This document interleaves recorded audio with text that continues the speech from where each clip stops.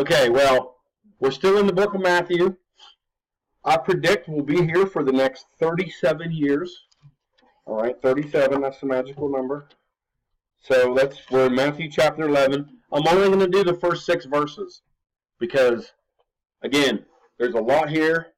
And from verses 7 and on, there's a whole big twist kind of thing. So I'm going to do verses 1 through 6. All right. I was really debated on doing like down to verse 24, but I just couldn't pull it together in the way I wanted to. All right. It's this chapter 11 starts off. It's entitled Jesus and John the Baptist. So we all remember what John the Baptist, right? He's in jail. Okay. He's in jail from King Herod. And John the Baptist was the one that came before Jesus to introduce Jesus to the world. All right. And that's all prophesied in the Old Testament. I challenge you to look it all up. Look up all them prophecies about John the Baptist and Jesus and why did Herod jail him? Because he just didn't like him. Oh, Why? Tell me why. Because he confronted him about his sin. That's right. John the Baptist confronted Herod about his sin.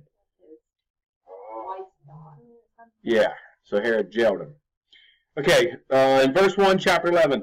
After Jesus had finished instructing his 12 disciples, remember before this in chapter 10, he was instructing his disciples to go out and preach, right? He was giving them all these instructions, how to do it, when to do it, why to do it, where to do it, who to live with, how to eat, not to take money, all that stuff, all right?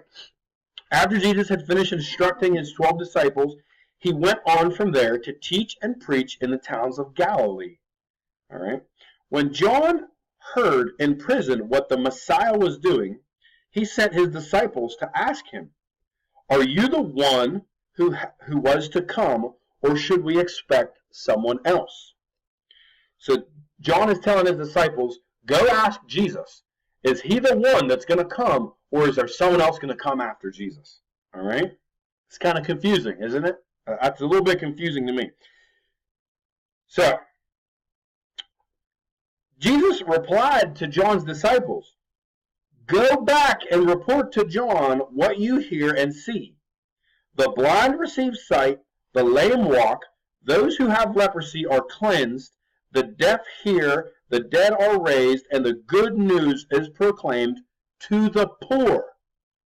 Blessed is anyone who does not stumble on account of me." Blessed is anyone who does not stumble on the account of Jesus. All right.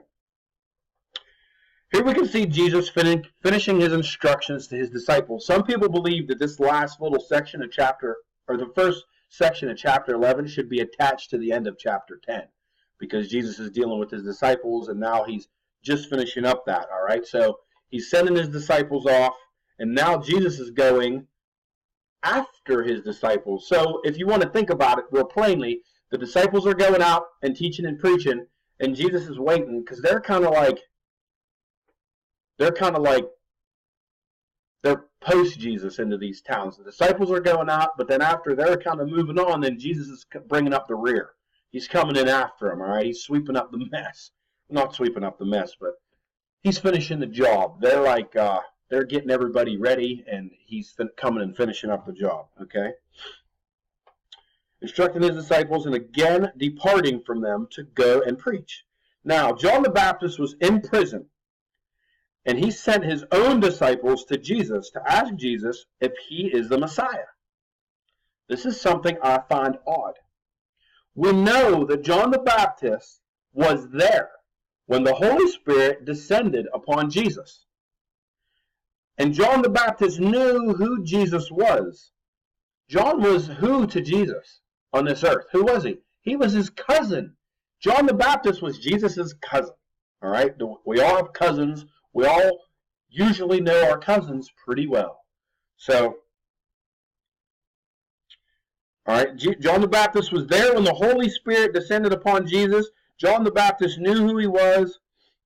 And we have to ask ourselves, why was John the Baptist asking this of Jesus? Okay? So John the Baptist was there in the River Jordan baptizing people, and Jesus came to get baptized, and John was so freaked out, he said, surely I can't even tie your sandals. He knew who Jesus was then. But now, John is in prison, and he's sending his disciples, go ask Jesus, is he the one? Or is there someone else going to come? Okay? So I kind of silently to myself entitled this little sermon, Doubt. This sermon is entitled Doubt. All right? Because we all have doubt. And here's John the Baptist, Jesus' cousin, who saw with his eyes the Holy Spirit come down out of heaven like a dove and descend on Jesus. All right? And now he's doubting. Okay? So I just want to look at some of the reasons why he's doubting. All right? We can look at this from a couple different points of view. We can look at this instance from a couple different points of view. All right? I think the first point of view we must observe is that John's current circumstance was pretty bad. Okay? He was in jail to a man, Herod, that was known to be a pretty bad guy. He was in jail from, under Herod. Herod put him in jail, all right? And Herod was known to be a pretty bad guy who just kills people for sport and does all kind of bad stuff to his prisoners in jail, okay? You can actually look in, Roman history books and see some of the stuff that this because there was a lot of King Herods, all right? There was actually, remember King Herod, when Jesus was born, there was a King Herod that said, go out and kill all the firstborn, or go out and kill all the babies from this age, from like age 2 and down, or whatever it was. All right, so this is the King Herod that was in place when Jesus was an adult. I believe this is the son of that King Herod that when Jesus was a baby. I'm not 100% sure. But anyways, all right. John the Baptist was in jail under Herod. Herod was a man known to be a pretty bad guy. So I am sure we all would be questioning many things if we were in this position. Okay? We can't forget that 98% of the Jews thought, the main idea, we have to keep this in our mind, these guys thought when the Messiah came, because Jerusalem and all the people that were believers in God, the one true God, they were all under Roman control. So at this point in time, we have to keep in the back of our mind, the Jews kept thinking, when Messiah comes, he's going to get us out from under Roman control. He's going to come like a warrior. He's going to come and restore Jerusalem back to the mighty power that it used to be. All right? They thought that when Messiah came, he was going to get rid of the Romans and anyone or anything that persecuted the Jews. They thought, and I am sure they had hoped, that Messiah was going to conquer their enemies and lift up God's people above all nations. That's what the Jews were thinking when Messiah came. But as we read here, we see that God had a different plan, right? God had a totally different plan. That's one thing we can all really take to heart is we think that God has this plan for us. But when the plan starts to work out, we see that that plan is totally opposite of what we thought it was. 100% opposite of what we thought that plan was going to be. All right, that's usually the case. But we know that the Messiah came for a much deeper reason. We know that Messiah came to heal, to heal us who are spiritually dead, okay? To humbly and lovingly heal, all right, us. So John, being the good Jew he was, did not see this happening. And he was in jail and he was just in a plain old bad spot. John was in just a plain old bad position, a bad spot, a bad way. John's in jail. He was with Jesus, but now he's in jail. So he's kind of in damage control. He's freaking out a little bit. So John had disciples. He had his own disciples, all right? And he sent them to Jesus. So John was questioning if Jesus was the Messiah, all right? That's the point of view number one. Was John questioning if Jesus was the Messiah or not? We don't know. It doesn't say. But we do know that it says John sent his disciples to ask Jesus, are you the Messiah or is there someone else to come? All right, the second possibility. John knew his own disciples. who were by his side. John's disciples were by his side, even as John was in prison. So John was in prison, and he's sending his disciples out, so we must know that his disciples were there. Not in prison, but right there with him. Okay, they were trying to take care of John. These were his disciples. All right, taking care of him and following his lead as he needed. They needed to hear the answer to John the Baptist's question for themselves. The second scenario is here. John knew that his disciples needed to hear, is Jesus the Messiah or isn't Jesus the Messiah? And they needed to hear it they needed to hear Jesus saying it. All right. We can see that John's disciples looked at John as though he was very great. All right. They looked at John as if he was a man worthy to follow, a man worthy to be a disciple of. Okay. And John was very great, but even John knew that these guys needed to look at Jesus as he is the one and only Messiah. So John was a good guy. He had disciples that were following him, but the second scenario possibility here might be that John knew the heart of his disciples and sent them to ask Jesus this question. All right, this is where Matthew Henry, the commentary I use, kind of leads me. All right. The bottom line here, okay, so there's two scenarios. Is John questioning, is Jesus the Messiah, or is John saying, hey, disciples, you're questioning it, so I want you to go and ask Jesus? Now, the text in Matthew chapter 11 doesn't say this specifically, but I think we need to look at something here. We need to look at one of the major points of this is somebody's questioning, is Jesus the Messiah here? And I personally find it hard to believe that it's John, because John was with Jesus when the Holy Spirit came down. That's pretty heavy, okay? That's one of the biggest themes in the Bible, in the whole Bible. John the Baptist was there, and all this is prophesied in the Old Testament, okay? If we read further in Matthew 11, we'll see what Jesus is saying about John, all right? That's not next week, because I'm not going to be here, but it's the week after, all right? The big thing we need to take from this here is someone had doubt. Someone had doubt, as we all have doubt. I have doubt all the time, daily. I doubt. I doubt myself. I doubt God. I doubt. It's terrible, but it's something we have. So I think we could all look at John and his disciples and gain something from it, okay? It was either John the Baptist or his disciples.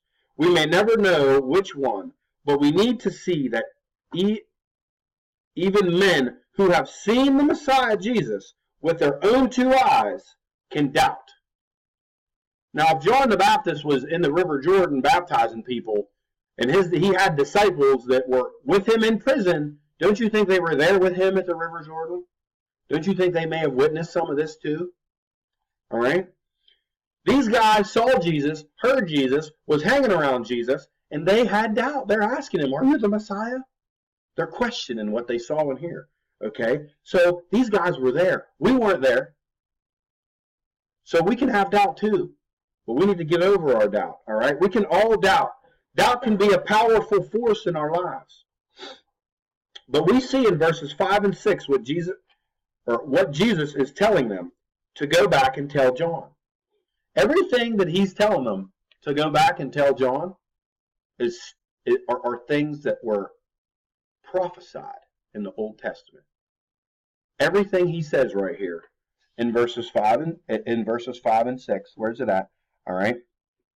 The blind receive sight, the lame walk, those that have leprosy are cleansed, the deaf hear, the dead are raised, the good news is proclaimed to the, this is a big word, but it's a little word, poor. There's something special about that word, poor. All right, I'm going to get there. He tells them all these things, and then in the end of verse 5, he says, the good news is proclaimed to the poor. He means the poor in spirit. Who are the poor in spirit? All right, this is big, I think. Who are the poor in spirit? In verse 6, he tells us, the poor in spirit are those who are not offended by Christ and his teaching. The poor in spirit are those who have ears to hear and eyes to see what Christ is teaching them. They are those who are not prejudiced against Christ. They are those who do not reject his gospel. They are those who do not think his gospel is too strict. They are those who do not doubt. We are the poor in spirit. We are the ones that are longing after Christ. The poor in spirit are us. All right? We're the ones that Christ came to save. We're the ones that are here on Sunday morning worshiping him and praying to him and listen to his word and trying to learn from his word. That's who Christ came to save. That's why he did all this. You know what I mean? That's why verse 6, I think, is very big. Listen to what it says in verse 6. Blessed is anyone who does not stumble on account of me. The people that stumble on the account of Christ are the ones that do not accept his word because they don't have ears to hear. It's the Pharisees who think they're better than Christ. It's all the people who think that whatever they think, anything that gets in the way of you and Christ, all right, those are the ones who are not the poor spirit. He did not come for those people because they have a stumbling block between them. And Christ says it right here. Blessed is anyone who does not stumble on account of me. So if Christ is preaching his word and you stumble because of it, you're not the poor in spirit. I think there might be some better ways to put that, but I'm not the guy that has the best way of saying things. I'm like Donald Trump. I just say things and sometimes they don't make sense. But you got to really study them. There's a point there, I think. But that's what, that's why I just wanted to go only to verse 6 this morning, because we doubt. And, it's okay to doubt. But we have to remember that we doubt because we're the poor in spirit. We're the ones that Christ came to save. All right? And if you're hearing this message, he came to save you. So keep that in your mind whenever we doubt. All right? And remember, John the Baptist and his disciples were there with Jesus, and they still doubted. So I'm not trying to say that it's harder for us and it was easier for them, but at the same time, they still doubted. So it's normal for us to doubt. We just got to stay on our knees and stay in front of Christ and just humble ourselves before him. That's it. Verses 1 through 6.